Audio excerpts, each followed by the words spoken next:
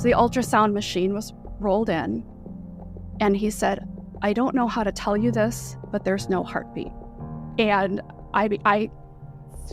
there was a silent scream that came out of my mouth in learning that I had lost a second child.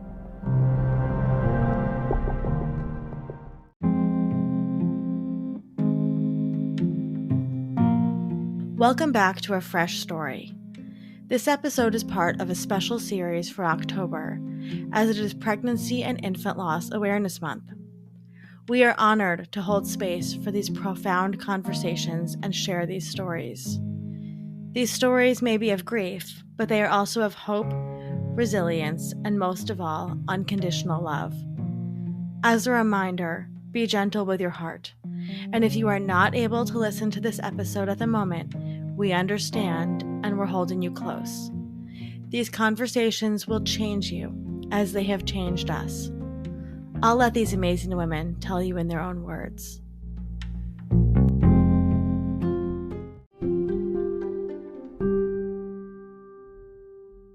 Anna Burgess Yang is a freelance content marketer and journalist in the suburbs of Chicago. I met Anna on Twitter, and then she was on the first season of A Fresh Story. We had an awesome conversation talking about her major career shifts. When I was doing the show notes for that episode, I noticed that she had not mentioned a major part of her personal journey. You see, Anna is a loss mom. She lived through the unthinkable losses of her daughter Nelle in 2015 and Iris in 2016. Anna has since gone on to write beautiful and heartbreakingly raw pieces about her daughters, her grief, and her relationship to loss, as well as a lot of advocacy work to help other lost parents feel less alone.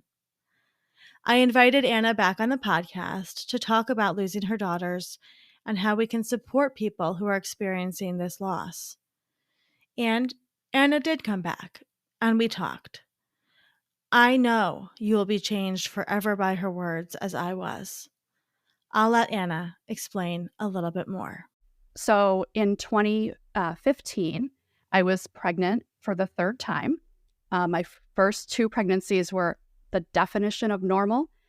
And during my mid-pregnancy ultrasound, it was determined that my daughter had a growth restriction for an unknown reason. She was measuring way too small for how far along I was in pregnancy. I was over halfway by that point. And I went through a battery of tests.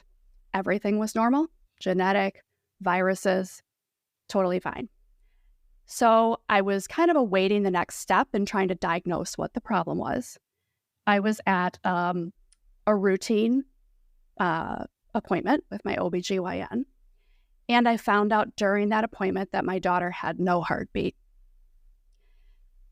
And of everything that I'd gone through in my head about what the outcome could have been, that hadn't even crossed my mind. And I think what's not often talked about is what happens when you lose a baby more than halfway through your pregnancy. I was admitted to the hospital. Labor had to be induced. It lasted 26 hours, just like it would for a false-term baby. I had an epidural. I had medication to move things along. But I wasn't a normal patient. I was in the labor and delivery ward, but I was there for a very different reason. And at one point, the nurse told me that delivery could happen so fast that there might not even be a doctor in the room at the time. And I begged that nurse not to leave me alone. And she sat and held my hand when my daughter, Nelle, was born. And I can't even explain what it's like to leave a hospital without your child, having given birth to your child, and then knowing that you need to leave that child behind. One of the doctors even said to me as she was discharging me, and I knew this doctor, I'd been in their group practice for a long time. She said, "Well, you have 2 other boys at home. Go snuggle with them." But one child doesn't replace another child. And that was such a slap, as I was leaving the hospital. So I went through more testing, and everything was fine. And so the doctors told me there's no reason that you can't try again right away. And I did become pregnant shortly again thereafter. And at my 16-week appointment with my OBGYN, I said, I'd prefer you to use an ultrasound machine, which they don't typically use at that point in pregnancy. I said, I had a really bad experience before. I just want to make sure that we see the heartbeat, see it right away, not use the little Doppler that's usually used to find it. And he said, okay, he understood. So the ultrasound machine was rolled in, and he said, I don't know how to tell you this, but there's no heartbeat. And there was a silent scream that came out of my mouth in learning that I had lost a second child, just not even a year after the first. I had to go through the same process again. I had to go through labor and delivery a second time, and still had no answers for what happened. If losing one child was enough, losing two, it broke me. And on the advice of talking to doctors and still really trying to decide, I had two healthy living children. I had two children that I lost. What do I do? Do I try to bring a third child into this world, or do I just say this isn't going to happen for me, especially with no explanation? A very wise doctor told me to wait, give my body a time to rest, think about it. We did eventually try again, and I have a beautiful rainbow baby, a baby that's born after a storm of loss, and her name is Autumn, and she's now 6 years old. But going through that, this losing Nelle was in 2015, losing Iris was in 2016. Even 8 years later, this is still something I talk about a lot because I was so alone. I thought nobody else can possibly know the pain that I'm going through, but it's because women don't talk about it. It's still such a taboo topic. And so I've realized that there are so many people out there holding this pain in, and so many people who just absolutely don't know what to say. And so that's why it's really important to me to talk about this. I asked Anna to describe a little bit more about the support that she received in the days after she lost her girls and in the weeks after. And what does it look like to just keep going? I also wanted her thoughts on what work leave looks like after this kind of a loss. When Nelle died, I had to go to the hospital immediately. And I did have local people that I was able to contact that said, I need you to go pick up my child from the bus. It's going to be, and things like that. And then my parents flew in from out of state to help. When Iris died, by coincidence, my brother and his fiance happened to be flying in that weekend anyway for just a normal visit. And I told them, I'm like, I would really appreciate you if you would still come and just provide support for us for a few days.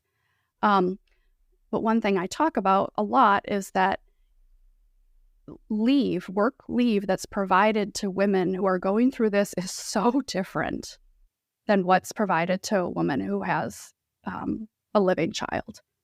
I went through labor and delivery, and I don't even know what type of bereavement would have been available to me because I worked for a very understanding company that gave me a few weeks off. I've heard from other people they get 3 days off and they have to go. A friend of mine had a C-section because she was about 35 weeks pregnant. She had a C-section and had to go back to work because she didn't have a baby.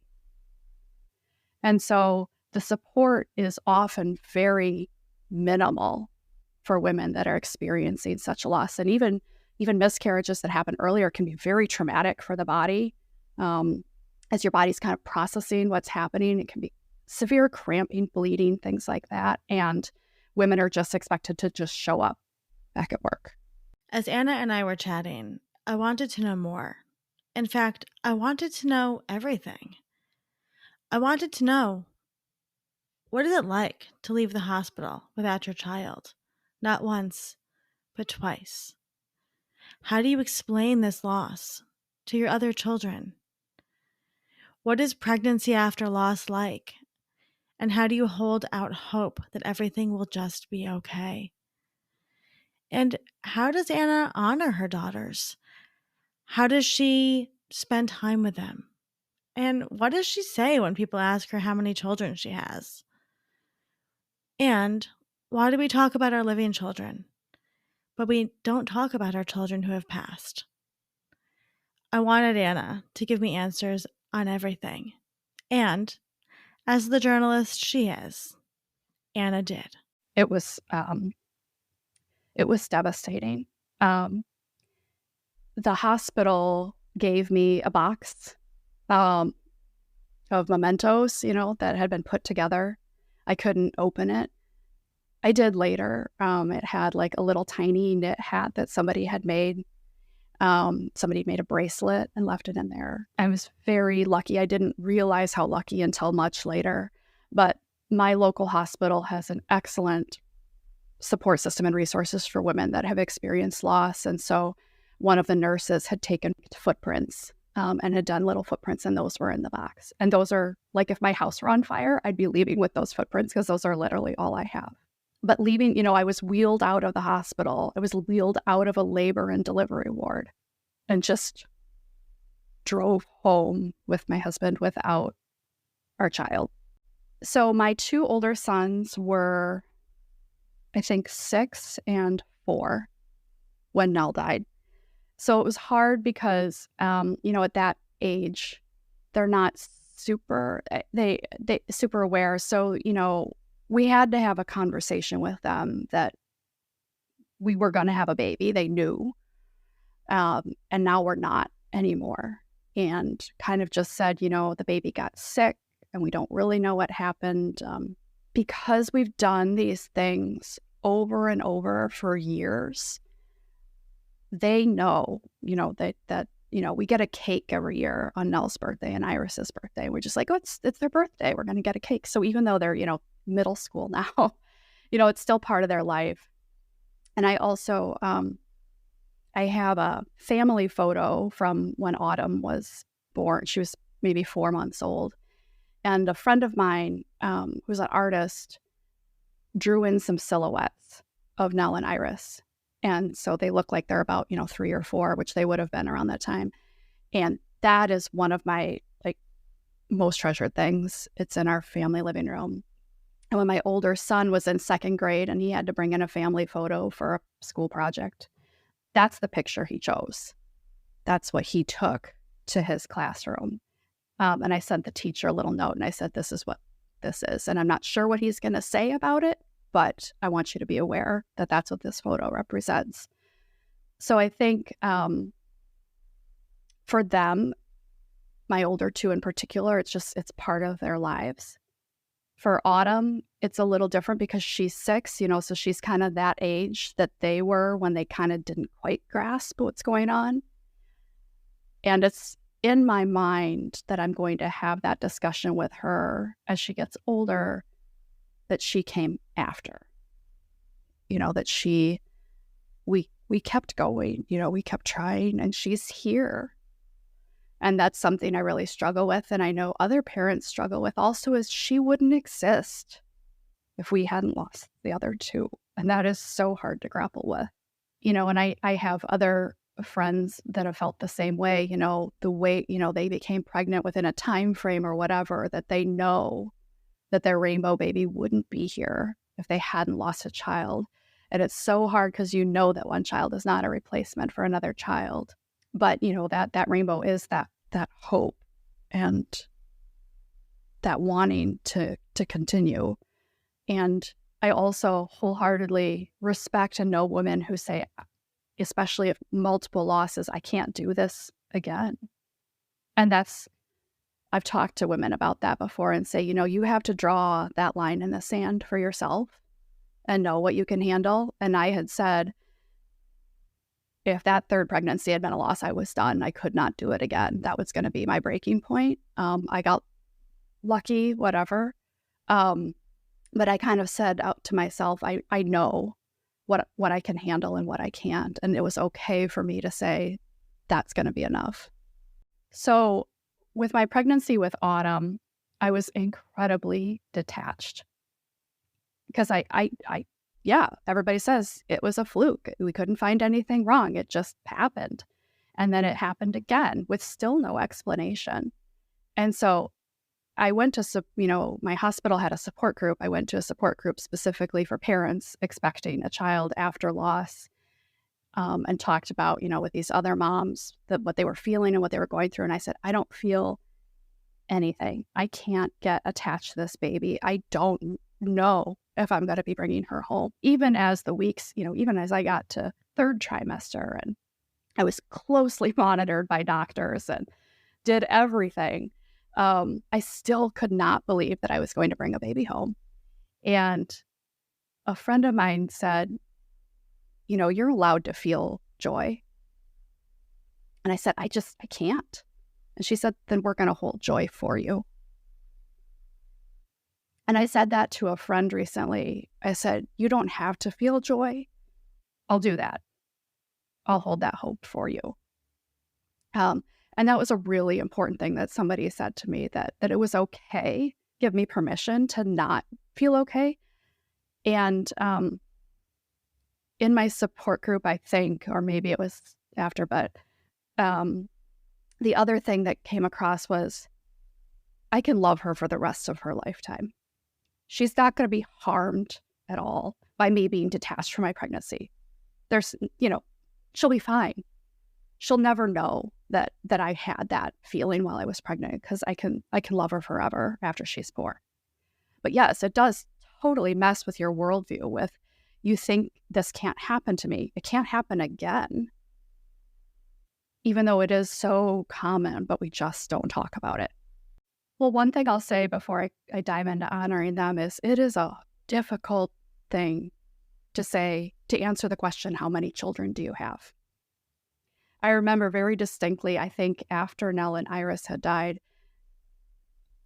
I might have been pregnant with Autumn. I can't quite remember, but I was at Trader Joe's, and somebody saw I was pregnant and said, well, how many children do you have? And what do you say? And what do you say in a way that honors what you know and says, isn't an entire explanation to the person in the checkout line in Trader Joe? Like, what is the right thing? And I really struggled with that for a long time. And I don't have the right answer other than that you have to say whatever is true for you. And also that not everybody deserves your story. You don't have to. You can say whatever is true for you in that moment and that situation. It doesn't dishonor the children that you don't hold, and you can still honor them in other ways. So I'll leave that there. That is such a difficult question. I honor Nelle and Iris all the time. Even when I was pregnant with Autumn, I began speaking on panels at our local hospital. It was an opportunity that was given to me. I speak to medical staff, mostly nurses, labor and delivery techs, sometimes even intake people, about how do you provide care to a patient that is on your floor, that is not taking their baby home. And the perinatal bereavement coordinator who handles all of this, she's amazing. She has said in those group sessions before I start speaking and before the other panelists start speaking, this is your most important patient. Because those other women, no matter how much pain they're in, they're going home with a baby. They're not going to care about that pain after. This person is your priority and should absolutely have all of your as much attention as you can give them. They're not secondary to the women who are taking a live baby home. So I've done that. I usually do that several times per year, in talking on those panels. I talk very openly on LinkedIn is a platform that I write on a lot, and try to call out things like lack of support for parents, lack of bereavement leave, things like It's hard for me to work on Nell's birthday because it's her birthday and I don't get to have that with her. My support group also does things like an annual walk. Every year, we have more than 1,000 people in our area. Sadly, the number keeps growing. Every year, there's more people, but now there are people that have been doing this for 10 years, and they still show up to honor their child. We light a candle on Pregnancy and Infant Loss Awareness Day in October. There's an International Bereaved Parents Day, Mother's Day, day before Mother's Day in the US. So there's all kinds of little things that I do. And I look at it as, for my living children, I would go to, my son's cross-country meet or my son's choir performance. And these are things that I do. They're on my calendar, just like my living children have things on my calendar. I'm never going to forget that my child died, that my child isn't here. And it means more to me than anything when people continue to reach out and say, happy birthday, Nell, happy birthday, Iris, and things like that. So you're never going to make them sad. I guarantee you they are already thinking about their child that day, whatever day it is. And not only that, it's not just the thoughts, but I've chosen to put things in my home, that remind me of them, whether it's artwork or something like that. I have a tattoo. I mean, there's all kinds of ways. So no, I can't ever forget that this happened. It's something I'm always going to carry with me. You're just not the same person that you were before. There's a distinct before and after. I still to this day have difficulty going into my OBGYN's office. I know women that have changed practices because they just can't. They can't be back in that room where they heard that news or anything, where they had a bad experience with their doctor, things like that. And those are all very valid things. I didn't change practices. I liked the doctors, so I went back. But, I just kind of tense up in that office, but I have to, your body remembers. So you keep, but I have to keep going. And there's a therapist named Megan Devine. She runs a website called Refuge in Grief. Her partner drowned at the age of 39, very unexpectedly. So she's a licensed therapist. And so she was shocked at how ill-prepared many therapists are at dealing with grief. And so she kind of created this community to talk very openly about it. But one thing she says is some things cannot be fixed. They can only be carried. And people try to fix grief. And maybe even, if you're going through it, maybe you think, I have to fix this some way. I have to make this better. I have to get past this. I have to move on from this. And that's not true. You're going to carry it with you. If it's something that's recent, if it's something that happened a year ago, you're going to keep carrying it. And that's okay. That's okay. It's okay to not be okay for a period of time.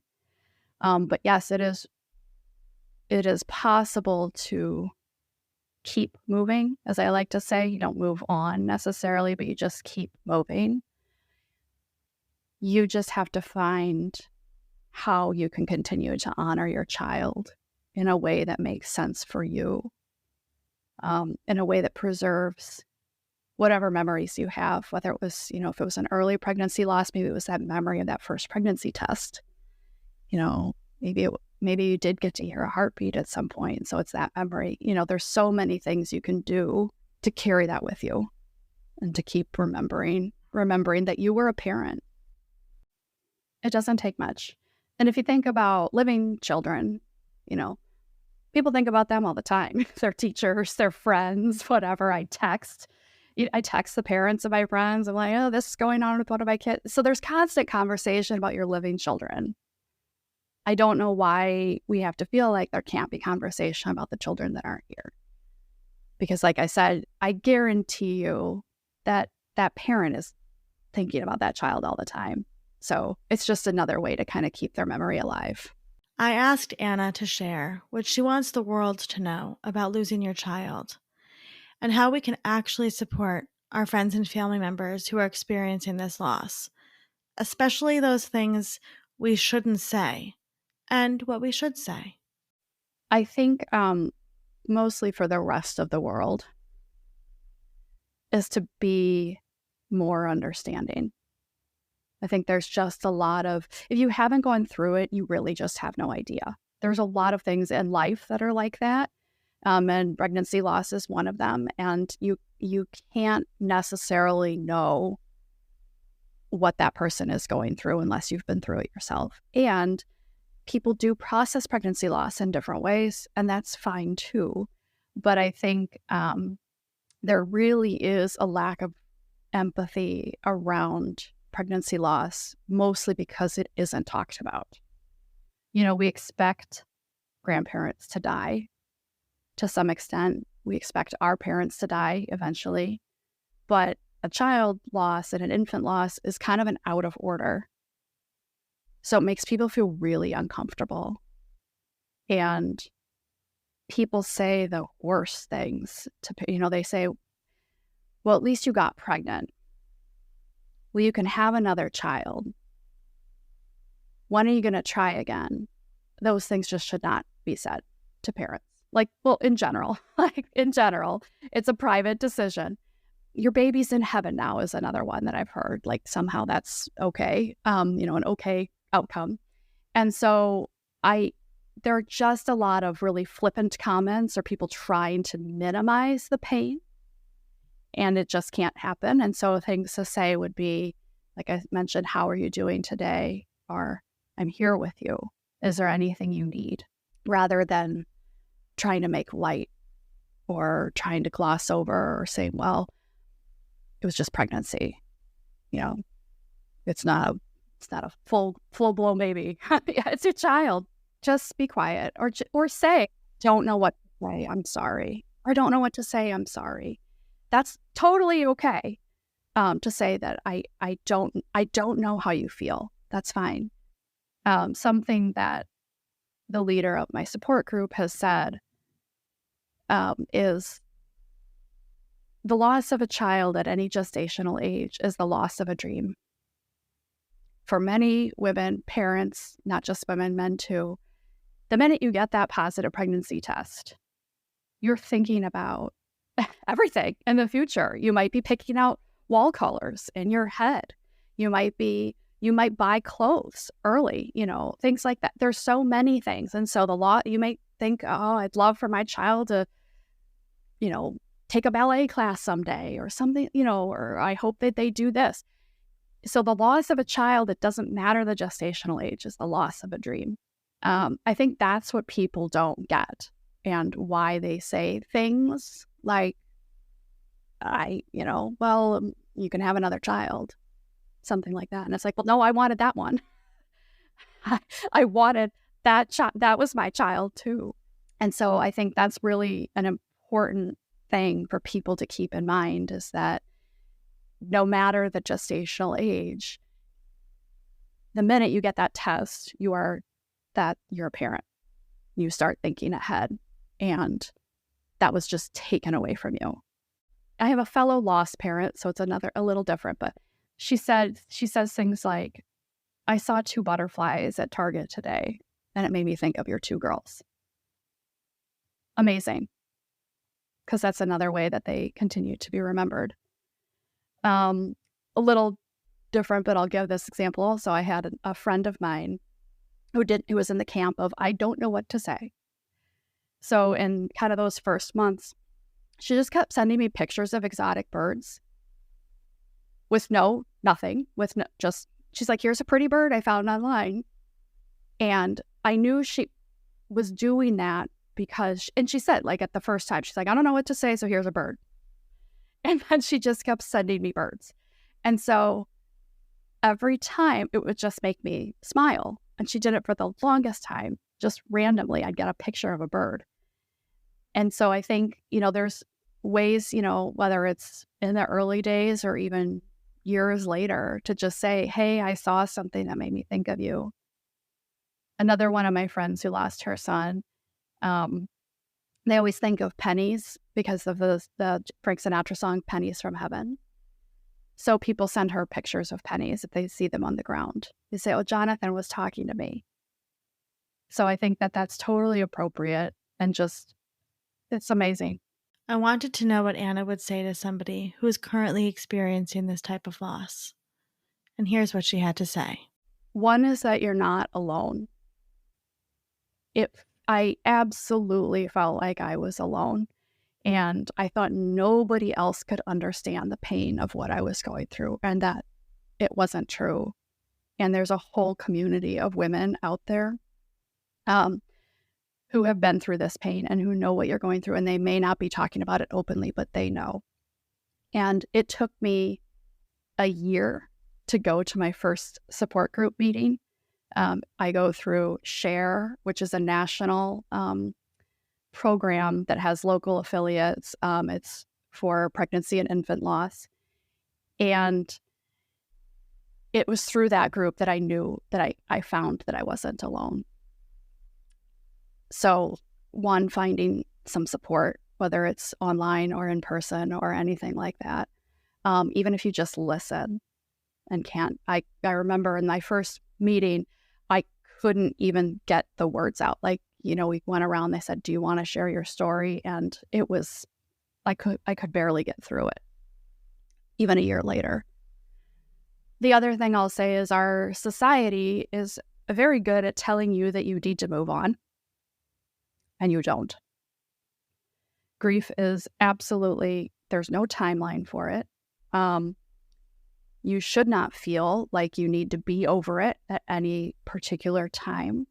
It's different for everybody. And you have to give yourself permission to feel whatever you feel. I still have days now, years later, that are just terrible because something will make me think, first day of school, well, Nell would be in, second grade, something like that. But I will say that it won't always be as raw as it is in the beginning. And sometimes there's guilt in that. Sometimes there's guilt in not feeling devastated all day because your baby died. And I remember feeling that hurt, like, oh, today was kind of an okay day. Today was maybe a good day. But is that not honoring my child that now I feel okay? And so, but as time passes, you can feel different things. And it won't always be this like incredibly dark place, but don't let anybody tell you how long that period of time should last. Thank you, Anna, for sharing your story with us.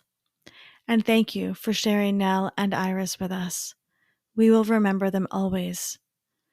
We have linked Anna's writing and resources in the show notes and the blog post for this episode.